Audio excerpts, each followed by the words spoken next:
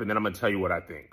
I think it's a system now. Oh God, it's a system. Everything is a system, and systems work with or without God. So I think the institution of church is whack. I think how church is ran is whack. I think the religious system and structure is whack. I don't subscribe to it, even though I grew up in it, I benefited from it, but I learned that God is not the church. All right, I'll tell you right now, this is not a trick to get you to watch Churchy on BET Plus. This is not really the time for that. I'm not going to do no promo of that right now. That's just not the time. What I want to say is this. If you disagree with Ty, and I believe you can disagree with him on social media. This was posted on social media.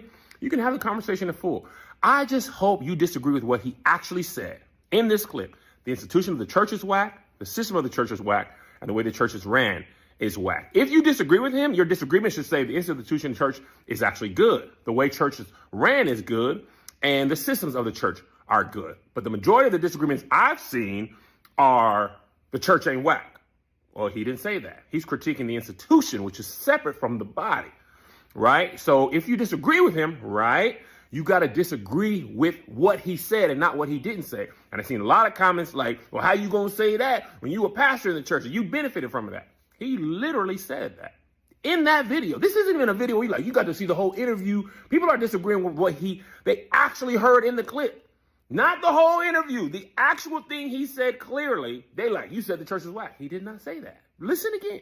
Listen again. I forgot to add this. A person who benefits from a system who still critiques it usually has a valid critique because they actually have something to lose by what they're saying.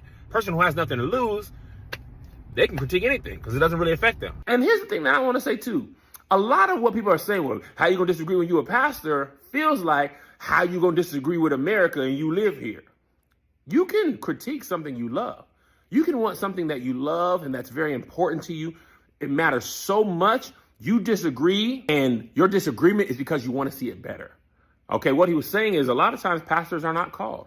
A lot of times churches are family business, so they're just passed down. The person who's in charge isn't the right person. They're just the person that was next in line. Okay? Do you disagree with that?